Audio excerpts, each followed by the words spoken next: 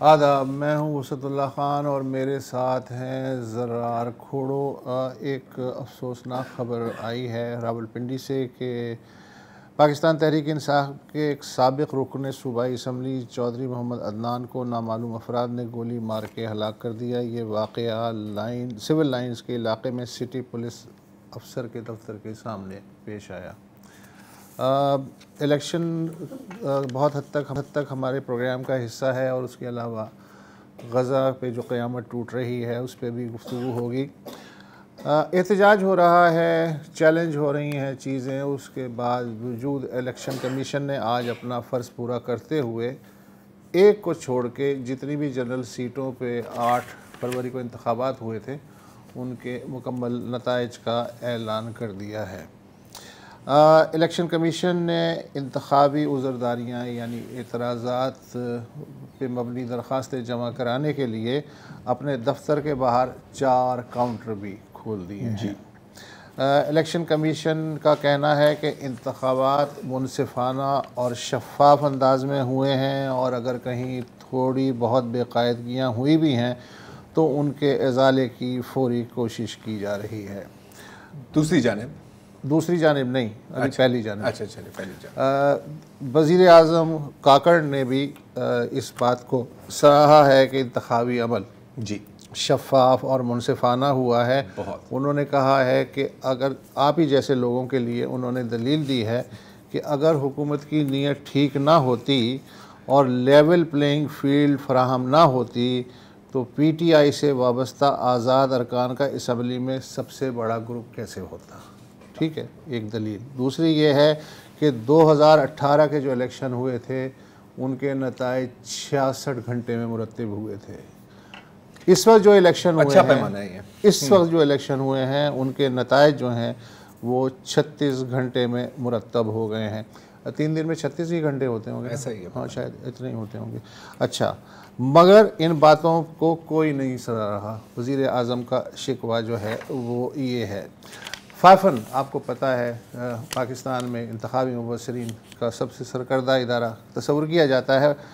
उसका कहना है कि वोटिंग तो पुरअमन अंदाज में हुई मगर 135 हलकों के रिटर्निंग अफसरों ने इलेक्शन कवानीन पे पूरी तरह से अमल नहीं किया, लिहाजा शफ़ाफियत मुतासर हुई। 135 हलके। फाफिन के मुबस्सिरीन को 65 हलकों में जाने की इजाज़त नहीं मिली। 22 हलकों में उम्मीदवार या पोलिंग एजेंटों की गैर मौजूदगी में वोटों के बैग खोले गए। मतलब कुछ उम्मीदवार नहीं थे और कुछ पोलिंग एजेंट नहीं थे। 53 हलकों के रिटर्निंग ऑफिसर्स ने फॉर्म 45 में जो अरिथमेटिक की गिनती की गलतियाँ होती हैं वो दुरुस्ती में नाकाम रहे हैं।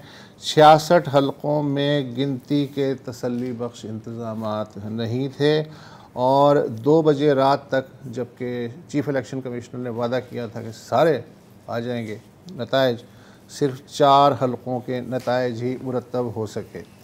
ज़ाहिर है कि हाय वावेला जारी है और उसी के साथ साथ इस्तीफ़ों की एक लहर भी आती दिखाई दी है। इस्तेहकाम पाकिस्तान पार्टी, उम्मीद तो ये थी कि इस पार्टी के क़याम से पाकिस्तान को इस्तेहकाम मिलेगा, लेकिन ख़ुद ये अदम इस्तेहकाम का से दो चार हो गई है और इसके सरबराह जहांगीर तरीन ने पार्टी की क़यादत छोड़ सियासत से ही दस्तबरदार होने का ऐलान कर दिया। जेट को हैंगर में पार्क कर दिया। जमात इस्लामी के अमीर सिराजुल हक साहब ने जो जमात की सरबराही है उससे इस्तीफ़ा दे दिया है और उन्होंने कहा है कि मैं अपनी जमात को इंतखाबी कामयाबी दिलाने में नाकाम रहा हूँ, इसलिए मैं इस्तीफ़ा दे रहा हूँ। अभी कुछ देर पहले PTI पार्लियामेंटेरियन के जो सरबराह परवेज़ खटक, उनके बारे में भी उड़ रही थी कि शायद उन्होंने भी इस्तीफ़ा दे दिया, लेकिन ये बात कंफर्म नहीं हो सकी है। जमात इस्लामी कराची के अमीर हाफिज़ नईम ने अपनी सूबाई असम्बली की जो नशिस्त थी, जीती भी, उसे एहतजाजन छोड़ने का आज ऐलान किया। सुनिए। मेरी सीट पे जो PS 129 है उस पे मेरे वोट शो किए गए। फॉर्म 47 जो इलेक्शन कमीशन ने जारी किया वो शो किए गए हैं 26,000, जबकि एक्चुअली मुझे 30,464 वोट मिले हैं। लेकिन मुझसे ज्यादा वोट आजाद उम्मीदवार जो पीटीआई के उनको मिले। और मैं इतना ज़र्फ रखता हूं कि मैं इस बात का ऐलान करता हूं कि पीटीआई वहां पर उसका हिमायत याफ्ता आजाद कैंडिडेट जीता है और मैं इस सीट को अवेल नहीं करूंगा। जाहिर है कि पीटीआई ने इसका खैर मकदम किया, इस रूह का, इस जज्बे का। मानसेरा से जमीयत उलमा इस्लाम फजलुर रहमान के उम्मीदवार मुफ्ती किफ़ायतुल्लाह ने भी एक प्रेस कॉन्फ्रेंस की अपने हरीफ के साथ मिलकर, और उन्होंने कहा कि मैं तस्लीम करता हूं कि पीटीआई से वाबस्ता उम्मीदवारों को मुझसे ज़्यादा वोट मिले हैं। बावजूद इसके कि हमारे दरमियान रकाबत थी और हम एक दूसरे के ख़िलाफ़ कैंपेन कर रहे थे, लेकिन आज मैं हकीकत को तस्लीम करता हूँ। मैं शहज़ादा मोहम्मद गस्सासफ खान की जीत पर उनको मुबारकबाद भी देता हूँ और अपनी शिकस्त तस्लीम करता हूँ। अच्छा, कोयटा में NA 263 वहाँ एक बहुत बड़ा अपसेट देखने में आया। महमूद खान अचकज़ही साहब, उनको सालार खान काकड़ जो थे आज़ाद उम्मीदवार, उन्होंने हरा दिया। इसी नशिस्त से पीपल्स पार्टी के साबिक़ रहनुमा नवाबज़ादा लश्करी रईसानी भी बतौर आज़ाद उम्मीदवार खड़े थे। वो गिनती और तरतीब के एतबार से छठे नंबर पे हैं। अलबत्ता उन्होंने एक प्रेस कॉन्फ्रेंस में दावा किया है कि उन्हें ये सीट देने की ऑफ़र की गई थी। कल सुबह मुझे भी पैगाम किया गया कि हम आपको आपका सीट वापस देंगे, मगर मैंने उन पैगाम रसान लोगों को वाज़ेह पैगाम दिया कि मैं किसी मशकूक मैंडेट के जरिए पार्लियामेंट में बैठना नहीं चाहता हूं। उन्होंने बार बार कहा, फिर मैंने उनको फोन करके रास्ते में भी कहा कि बराए मेहरबानी मुझ पे ये एहसान नहीं करें, जिसको लाना चाहते हैं आप उसको लाएं, मैं किसी भी जाली मशकूक मैंडेट के जरिए पार्लियामेंट में नहीं जाना चाहता हूं। अल्लाह जाने कौन बशर है। इस्लामाबाद में मुस्तफ़ा नवाज़ खोखर साहब जो इंडिपेंडेंट उम्मीदवार के तौर पे लड़े थे, सब लोग जानते हैं उनका नाम, साबिक़ सेनेटर हैं पीपल्स पार्टी के। उन्होंने ट्वीट की है कि मैं अपनी शिकस्त खुले दिल से तस्लीम करता हूँ। अफसोस है कि NA 48 इस्लामाबाद से पीटीआई के हिमायत याफ्ता उम्मीदवार अली बुखारी को वाज़े तौर पर जीतने के बावजूद हरवा दिया गया। जिन मौसूफ़ को नतीजा बदल के चुनवाया गया है वो दौड़ में कहीं भी नहीं थे। इसी तरह NA 47 इस्लामाबाद से शोएब शाहीन वाज़े बरतरी के साथ जीत गए, मगर नताइज उनके हवाले नहीं किए जा रहे। मुस्तफ़ा नवाज़ खोखर साहब, form45.com के बारे में वो मैं उस पर आता हूँ, लेकिन एक एमल वली साहब का भी वो क्लिप है हमारे पास। नहीं, वो नहीं है, वली साहब का क्लिप नहीं है। उन्होंने भी एक बड़ी इंटरेस्टिंग कुछ बातें की हैं। इसके साथ साथ आपने अभी जिक्र किया मुस्तफ़ा नवाज़ खोखर और इन सब का जो खुद खड़े हुए थे मुखालिफ।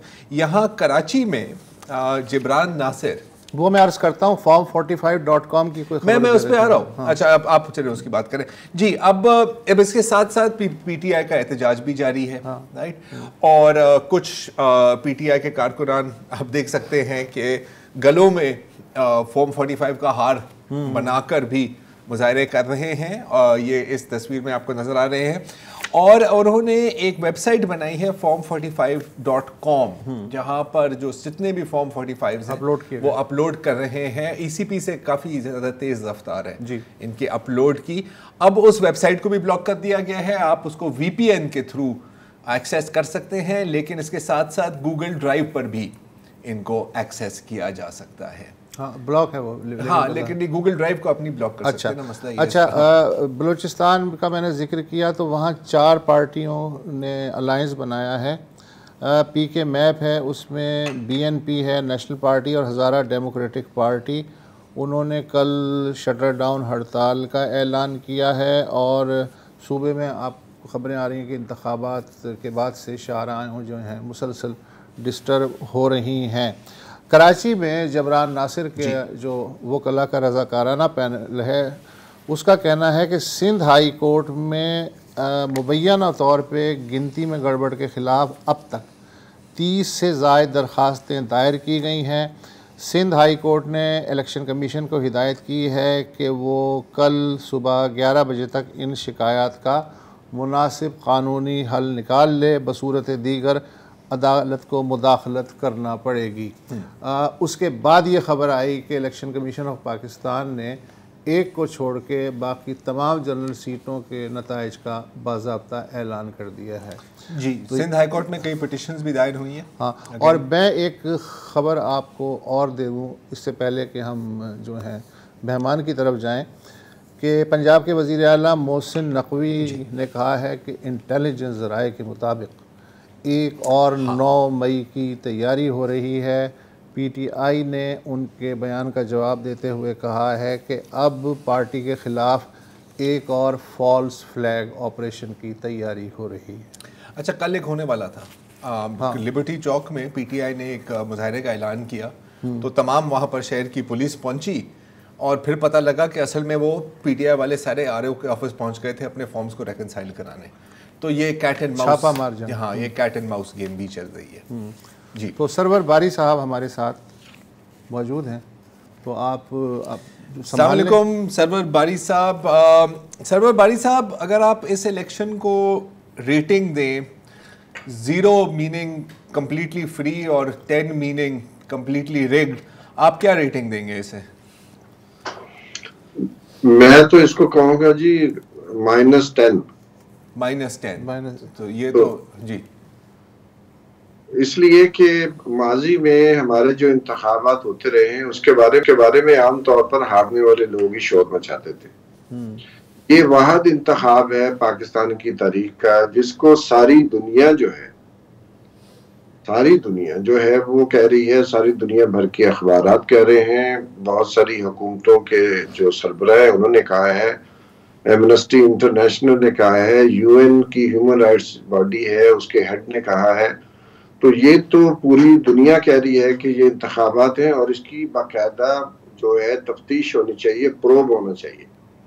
तो ये पाकिस्तान से सिर्फ आवाज़ नहीं आ रही, पूरी दुनिया की आवाज़ पाकिस्तान की आवाम की आवाज़ के साथ हम आहंग हो चुकी है।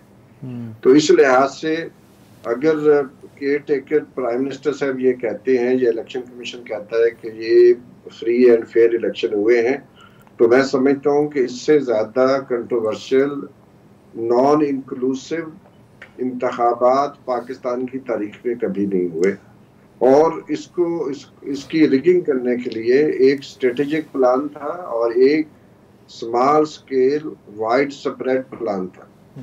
स्ट्रेटेजिक प्लान में यह था कि पार्टी को डिसमेंटल करना है, लीडरशिप को जो है वो भागने पर मजबूर करना है, मार धाड़ करनी है, और ताकि लोगों में इतना खौफ व हरास फैले कि कोई इलेक्शन लड़ने के लिए तैयार ही ना हो। और इसके साथ साथ जो स्ट्रेटेजिक जो रिगिंग का प्लान था उसमें यह था कि इनका बल्ला भी ले लेंगे और बल्ले की जगह पे कोई और निशान भी नहीं लेंगे और जेरी वेंडरिंग करेंगे। जो डिलिमिटेशन का प्रोसेस है उसको अगर आप देखें, जो इनके अपने प्रिंसिपल्स हैं उनको वायलेट किया गया है। लेकिन पॉपुलैरिटी गैप जो है, अभी खोल साहब ने गालबन मेरा वो मजमून पढ़ा था जी, क्योंकि मेरा थीसिस ये है कि पाकिस्तान की तारीख में जब पॉपुलैरिटी गैप होता है, फेवरेट जो एस्टेब्लिशमेंट का लीडर होता है और अनवांटेड लीडर है, उसमें जब पॉपुलैरिटी गैप एक हद क्रॉस कर जाती है, यानी कि उसको रिगिंग करके आप उसको फिल नहीं कर सकते, तो वो सारा इस वक्त भी हो रहा था। लेकिन एक बुनियादी फर्क हुआ है कि आम तौर पर जो एस्टेब्लिशमेंट है मैनेज कर लेती थी पॉपुलैरिटी जो गैप है उसको फिल करने के लिए, और जिस पार्टी को इक़्तिदार से निकाला जाता था उसको अगले इंतखाब में आने के लिए सारे रास्ते बंद होते थे और वो कोई मुश्किल नहीं होता था उनके लिए। लेकिन ये पाकिस्तान की तारीख में पहली दफ़ा हुआ है कि जाने वाली पार्टी को जो है बहुत भारी तादाद में वोट पड़ा है, बहुत भारी तादाद में। मुझे याद है जब हमने 8 जनवरी को पहला ओपिनियन पोल किया मुल्क भर में, तो 49% लोगों ने कहा कि हम पीटीआई को वोट देंगे, जबकि जो पाकिस्तान मुस्लिम लीग है वो सिर्फ 17% है। फिर हमने 3 फरवरी को किया तो तकरीबन वही रेशो आ रही थी और 8 फरवरी को भी वही निकली है।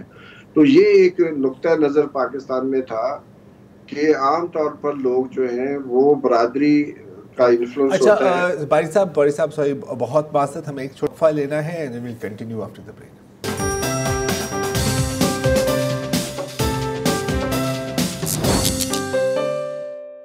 वेलकम बैक जी। हमारे साथ इलेक्शन एक्सपर्ट सरवर बारी साहब मौजूद हैं। बारी साहब, ब्रेक से पहले आप बात कर रहे थे कि आपकी जो अपनी सर्वेज हुई थी जिसमें पीटीआई का पॉपुलैरिटी ग्राफ आप देख रहे थे कि नीचे नहीं आ रहा था बल्कि ऊपर ही जा रहा था, और फिर आप कह रहे थे कि पॉपुलैरिटी गैप जब एक हद से ज़्यादा बढ़ जाए तो रिगिंग भी मतलब इतनी शायद इफेक्टिव नहीं रहती।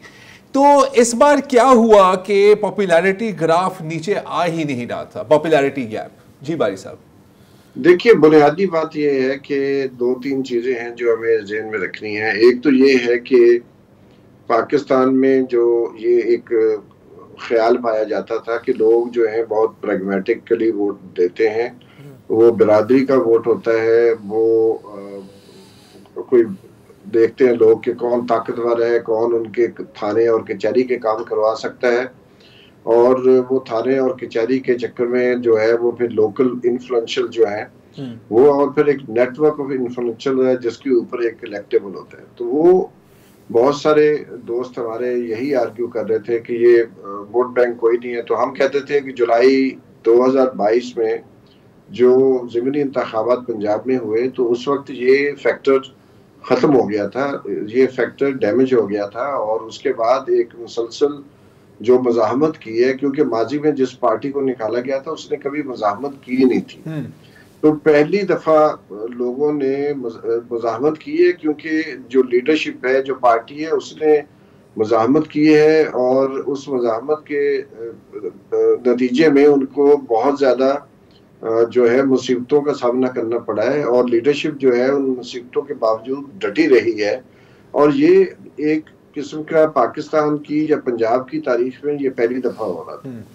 और दूसरा ये फिर ये नैरेटिव आना शुरू हो गया जब देखा बहुत सारे लोगों ने कि जो पॉपुलैरिटी जो है वो नीचे नहीं आ रही, ऊपर चली जा रही है, तो फिर ये लोगों ने कहा ये सिम्पथी फैक्टर है।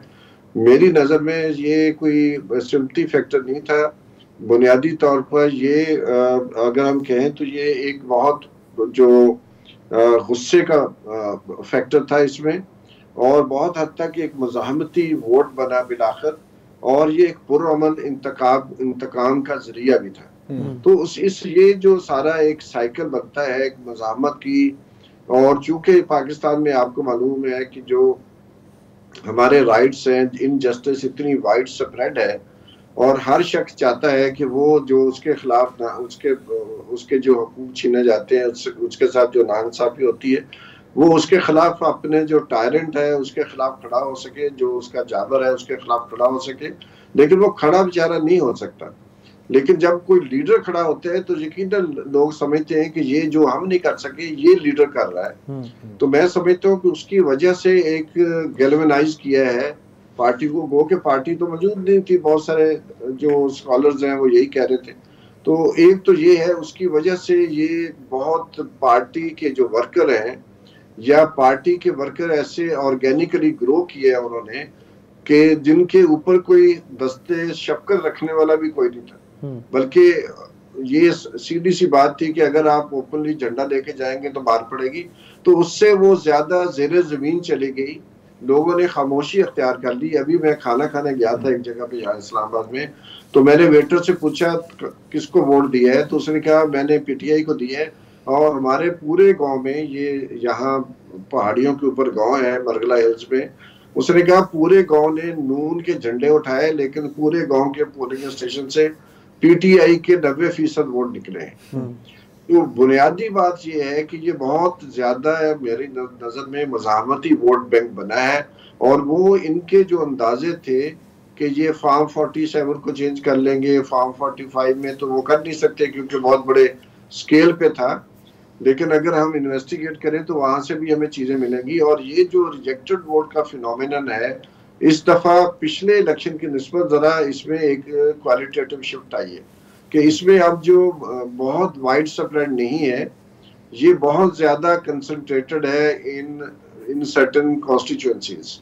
तो इसका मसलन अगर आप देखें यूसुफ रजा गिलानी या मुल्तान में जो महर बानो कुरैशी है, उनकी आप हल्का देखें, आप पिंडी के इस्लामाबाद के हल्का देखें, तो बहुत सारे ऐसे हल्के हैं जहां पर हमें नजर आता है कि जो मार्जिन ऑफ विक्ट्री है वो जो 2018 में ऑन एवरेज तकरीबन 5000 कुछ लगभग जो है एवरेज निकल के आ रहा था, इस दफा वो 7-8 हजार है। तो जो वो लगता है कि बहुत चंद हलकों में ये किया गया है। और इसके दूसरी ये बात है कि ये जानना बड़ा जरूरी है कि जो रिजेक्टेड वोट है उनकी क्लासिफिकेशन करने की जरूरत है, क्योंकि या तो बैलेट पेपर को जाया किया जाता है कि उसमें मल्टीपल आप स्टैम्प्स लगा दें, या उसके ऊपर कोई आप और कोई निशान लगा दें। और दूसरा सबसे अहम जो तरीका इस्तेमाल किया जाता है वो ये है कि अगर प्रिजाइडिंग अफसर जो है बैलेट पेपर की बैक साइड पे स्टैंप नहीं करता, मोहर नहीं लगाता, तो वो काउंटिंग से बाहर हो जाता है। तो ये अभी एस्टेब्लिश करना जरूरी है कि ये मल्टीपल स्टैंप्स लगाई गई है, निशान लगाए गए हैं, या जो पोलिंग का अमला था उसने बगैर मोहर लगाए हुए बैलेट पेपर इशू कर दिया है वोटर को और उसने जाके डाल दिया सादगी में, उसको तो नहीं पता था। तो ये जानना हमारे लिए अशद जरूरी होगा कि हम इसका अंदाजा लगा सकें, इसका जो इम्पैक्ट है, मटीरियल इम्पैक्ट जो है, जो इरेगुलरिटीज हुई है उसका मटीरियल इम्पैक्ट जो है वो नताइज पर कितना असरअंदाज होगा। तो ये मैं समझता हूँ कि ये बुनियादी बात है जो हमें समझने की जरूरत है। प्रैग्मेटिक वोटिंग नहीं हुई पाकिस्तान में, गालिबन पहली दफा ये बहुत बड़ा धचका 1970 के बाद। जो इलेक्टेबल्स हैं वो कोई इलेक्टेबल अपने वोट की वजह से नहीं जीता, बल्कि बहुत सारे इलेक्टेबल जो हैं वो हार गए हैं। राना सनाउल्लाह की आप देख लें, इसी तरह फैसलाबाद ये जो इलेक्टेबल थे, जावेद लतीफ साहब शेखुपुरा में, गुजरावाला में आप देखें, जो दस्तगीर फैमिली समझा जाता था कि उनका स्ट्रॉन्ग होल्ड है, कभी कुछ नहीं हो सकता। तो इवन सियालकोट में जो डॉन अखबार के बहुत सारे फीचर्स आते रहे अखबारात के बारे में, वो पढ़े। तो उन्हीं दिनों हम जो सर्वे कर रहे थे तो मुझे लग रहा था कि डॉन की जो राइट अप आ रहे हैं इलेक्शन के बारे में मुख्तलिफ रीजन्स के, और हमारे सर्वे के ट्रेंड सिमिलर आ रहे थे। ठीक, अच्छा। तो मेरा ख्याल है कि अब जो मामला है वो इतना ये वाइड स्प्रेड रिजेंटमेंट है कि अगर हुकूमत बन भी जाती है तो मेरा नहीं ख्याल कि ये 3-4 माह से ज्यादा चलेगी। इस पे हम एक ब्रेक के बाद आपसे गुफ्तगू करना चाहते, एक ब्रेक ले लीजिए।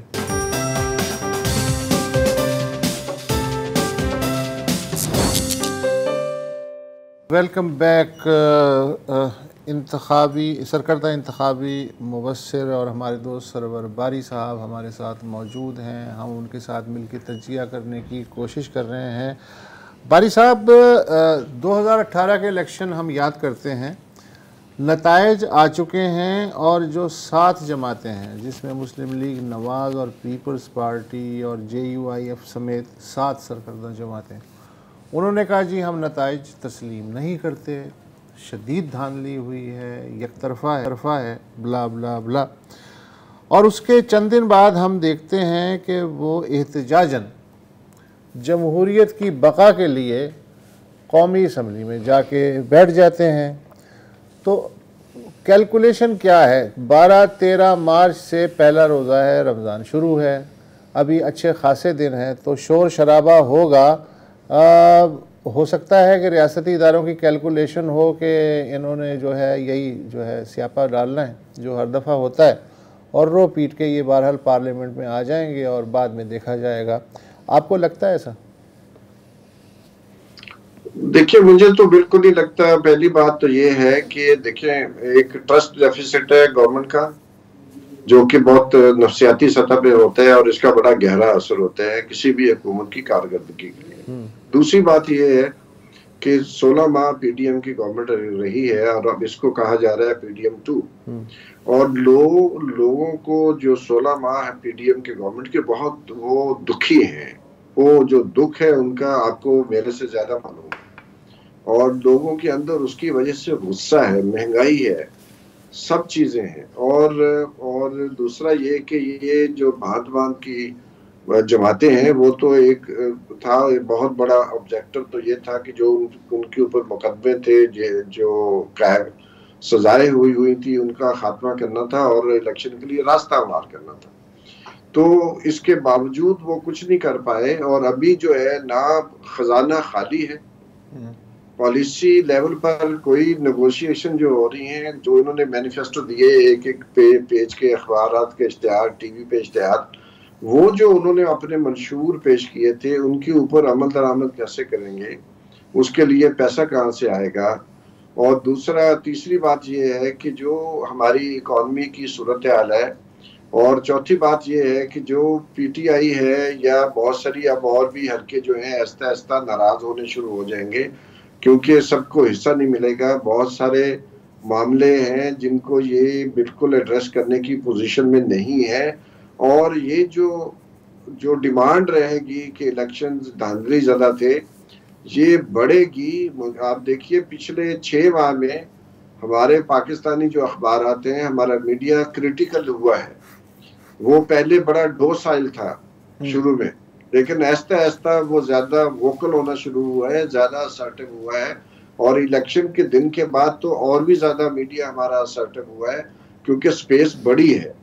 और जब हुकूमत बन जाएगी, जो कि बन सकती है लेकिन चल नहीं सकती, तो इसलिए मैं समझता हूँ कि ये कोई आसान काम नहीं होगा, और जब ये मुश्किल में पड़ेंगे तो ये एक दूसरे के ऊपर फिर से इल्जाम लगाएंगे, और ये बिल्कुल एक नए इलेक्शन मुझे 2024 में होते हुए नजर आ रहे हैं। चाहे रमजान शरीफ आ जाए, स्लो डाउन हो जाएगा मामला, लेकिन वो री एनर्जाइज भी होगा। रोजों के बाद, ईद के बाद दोबारा से जो समर है। अच्छा बारी साहब, मैं देखें बात सुनिए, आपको जो 2024 में इलेक्शन होते नजर आ रहे हैं, मसला ये कि मैंने भी और आपने भी 77 की तहरीक देखी हुई है। मार्च में धांधली ज़दा इंतखाबात हुए, पीएन सड़कों पे आ गई, और फिर जो है वो फ़ौज आ गई और उसने 90 दिन का वादा किया। आप हम सब के सामने ये हिस्ट्री है। पाकिस्तान में जब भी पब्लिक मूवमेंट चली है मज़ीद जमहूरियत के लिए, बुनियादी हुकूक़ के लिए, इवेंचुअली वो किसी न किसी ने हाईजैक कर ली है। आपको 2024 में ये ख़तरा नहीं लग रहा? ठीक है, लोग सड़कों पे आ सकते हैं, बहुत शदीद तहरीक चल सकती है, रियासत पूरी मफलूज हो सकती है, लेकिन इवेंचुअली वो जो फल है वो किसकी झोली में गिरेगा? देखिए, आप 1970 जरा और पीछे चले जाइए। 1970 में से पहले यहाँ मूवमेंट चली थी, तालिब इल्मों की तारीख चली, और उसके बाद 68 वाली, उसके नतीजे में एक जो है वो मार्शल लगा था, और उस वक्त भी यही कहा जा रहा था। लेकिन उस मार्शल ने पाकिस्तान में पहले आम इंतखाबात करवाए, वो कि फिर उसके नताइज नहीं माने गए, लेकिन इंतखाबात करवाने पड़े, और याया खां को फिर किसी फौजी ने ही निकाला था, किसी सिविलियन ने नहीं निकाला था उनको। तो जब क्राइसिस होता है तो वो कोई किसी का साथ खड़े होने को तैयार नहीं होता था।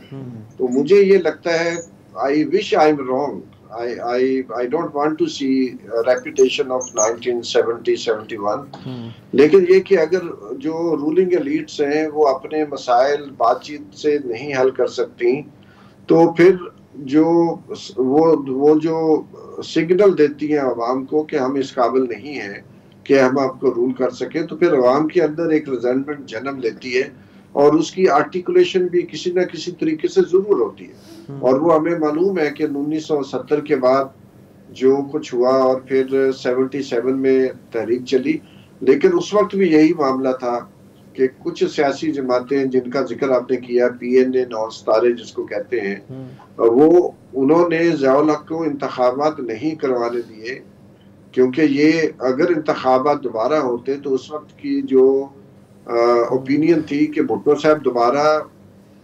एग्जैक्टली अब जो हुकूमत बनेगी, जो अलायंस की हुकूमत होगी, वो इतनी जल्दी फिर क्यों इंतखाबात करवाने देगी? नहीं, वो खुद थोड़ी करवाएंगे। कोई किसी ने आज तक पाकिस्तान में खुद तो इंतखाबात करवाए नहीं है। वो तो इंतखाबात तो इम्पोज किए गए हैं, सिवाय 2013 के जो टर्म पूरी की पीपल्स पार्टी ने, तो इंतखाबात वक्त पर हुए, नहीं तो इंतखाबात तो इम्पोज किए जाते हैं, जैसे अभी भी इम्पोज ही किए गए हैं। पहले डिले किए गए फिर नहीं किए गए। लेकिन मामला ये है कि ये क्राइसिस इस वक्त है, इस नौयत का क्राइसिस 1970 के बाद पहली दफा है। और अब 1970 वाली सूरत हाल नहीं है, सोशल मीडिया का जमाना है। सारे अंदाजे जो थे माहिरीन के बिल्कुल और तबसरा निगारों के, वो सारे, अब अगर आप देखें जरा पिछले 6 माह की अखबारें निकालें तो आपको लगेगा कि बिल्कुल सारे अंदाजे और क्या सराइयां बिल्कुल जो है जमीन बोस हो चुकी है। तो एक तरह से बारी साहब we are in uncharted territory. एक वक्फा लेते हैं और फिर जरा देखते हैं कि हम इसमें से कोई हमें नजर आ रहा है या नहीं।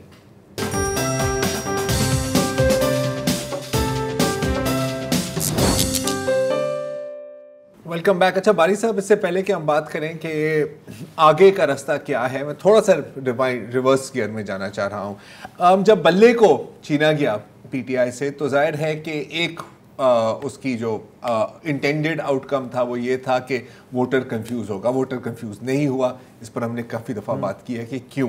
ट्रांसमिशन के दौरान भी यही बात चल रही थी। दूसरे, और जो शायद बड़ी सबसे इससे ज़्यादा बड़ी वजह ये थी कि जो भी आएंगे इलेक्ट होके पीटीआई के वोट से या पीटीआई की हिमायत से होंगे तो आज़ाद, और अगर आज़ाद होकर आएंगे तो फिर वो किसी भी पार्टी में शामिल हो सकते हैं। मतलब उनको चुन चुन के या तो इंडूसमेंट दी या जो भी दी किसी और पार्टी में उनको शामिल कर सकते हैं।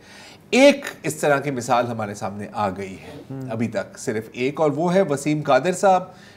पीएमएलएन के एमपीए होते थे, फिर जाहिर है कि जब पीटीआई का सितारा बुलंद हो रहा था या जो भी, तो वो पीटीआई में शामिल हो गए और अब वो मरियम नवाज शरीफ के साथ खड़े हुए हैं और कह रहे हैं कि बहुत इंपॉर्टेंट इन्होंने नशिस्त जी थी NA 128 रोहेल असगर को हरा के, हरा के। और इलेक्शन से पहले उनका क्या कहना था मैं जरा सुनाना चाह रहा हूँ, सुनिए जी। बिस्मिल्लाहिर्रहमानिर्रहीम, इय्याका नअबुदु व इय्याका नस्तईन। मैं चौधरी वसीम कादिर, उम्मीदवार हल्का NA 121 पाकिस्तान तहरीक इंसाफ का सिपाही, मैं ये हल्फिया बयान देता हूँ कि अगर अल्लाह ताला ने मुझे हल्का NA 121 से जितवाया और उसकी आवाम ने, तो मैं इमरान खान साहब का वफादार रहूँगा। इंशाअल्लाह ताला अच्छे बुरे हालात में जैसे पहले खड़ा था इसी तरह खड़ा रहूँगा और मेरे इलाके की आवाम जो होगी उसको कभी मैं मायूस नहीं करूँगा। तो इसमें बिल्कुल डाउट नहीं होना चाहिए। मैं अल्लाह को हाथ नाज़र जान के बात कर रहा हूँ। बहुत शुक्रिया जी। मेरे मरहूम वालिद साहब हमेशा कहते थे कि जिनके घर के ऊपर बहुत बड़ा माशाल्लाह लिखा होता है ना, उनसे डरा करो। अच्छा बारी साहब, अब ये तो चले एक ही है और जाहिर है कि इसके बारे में जो अब नून लीग के जो सपोर्टर है वो कहने के जी 2018 में भी तो ऐसे ही हुआ था उस वक्त, और टेक्निकली तो ये आज़ाद उम्मीदवार है, टेक्निकली आज़ाद है। तो इस तरह के कितने लोग मजीद आज़ाद होने वाले हैं? आपको लग रहा है कि बहुत ज़्यादा होंगे या इस दफ़ा थोड़ा सा पब्लिक रिएक्शन से डरेंगे?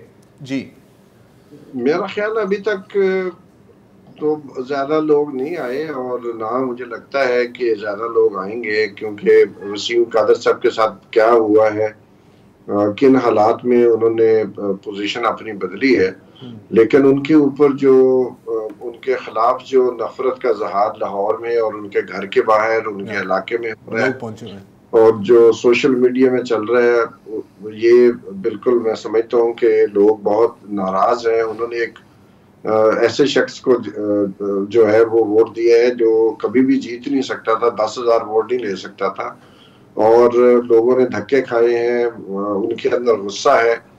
और मैं समझता हूँ कि ये इसका बहुत पॉजिटिव असर होगा, जो लोगों का एंगर आया है, जो रिएक्शन आया है। तो मैं नहीं देखता हूँ कि बड़े लेवल पर कोई तोड़फोड़ होगी, अनलेस के लोगों को उठा के ले जाएं, टॉर्चर करें, उनको ब्लैकमेल किया जाए और वो फिर चले जाएं, तो आखिर इंसान है तो फिर तो खतरा है। लेकिन उसके साथ साथ जो एंगर बढ़ेगा समाज के अंदर, वो देखिए वो किसी को नहीं पता होता।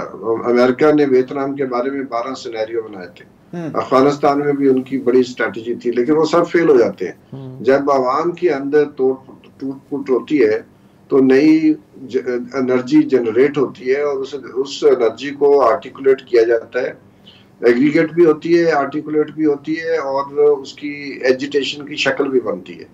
तो मैं समझता हूँ कि ये कोई अभी हम जो अंदाजे नहीं लगा सकते 6 माह पहले जो अंदाजे थे वो गलत साबित हो गए, और 6 माह के बाद क्या होना है, जो लोग ये समझ रहे हैं कि वो सब कुछ प्लान करके उसी तरह चीजें चलेंगी, तो ऐसा होता नहीं है। और ये मैं समझता हूँ कि इसलिए जो निविश्ता दीवार है वो पाकिस्तान के अवाम ने दीवार पे लिख दिया है कि अगर मजीद ऐसा होगा तो फिर भी वो वोट उसी पार्टी को डालेंगे जिसको इंतजामिया नहीं चाहती थी, जिसको पुलिस नहीं चाहती थी, जिसको एस्टेब्लिशमेंट नहीं चाहती थी, और जिनके साथ सारी सिविलियन एलीट भी खड़ी थी। लेकिन इसके बावजूद जो पाकिस्तान के अवाम ने जो शऊर का मुजाहरा किया है, मुज़ाहमत का मुजाहरा किया है खामोश तरीके से, पुरअमन तरीके से, उसके इम्पैक्ट की वजह से मैं नहीं समझता हूँ कि बहुत सारे जो आज़ाद लोग हैं वो पीटीआई को छोड़ के वसीम कादर के नक्शे कदम पर चले। अच्छा बारी साहब, मैं एक और सिनेरियो आपके सामने रखना चाह रहा हूँ कि देखिए 70 से अब तक जितने भी इलेक्शन हुए हैं, माँ सिवाय एक दो को छोड़ के सब पे ही सवालिया निशान लगता है, किसी पे गहरा किसी पे हल्का। लेकिन ओवरऑल जो बिलखुसूस 2018 और 2024 में देखने में आ रहा है, अगर वोटर का इलेक्शन का जो इंस्टीट्यूशन है, जो कि लास्ट एक होप है कि यार और कुछ नहीं तो वोट सही हो सकता है, तब्दीली आ जाए, अगर इस इंस्टीट्यूशन से भी एतबार उठ जाता है, इज्तिमाई एतबार, तो क्या सिनेरियो बनेगा?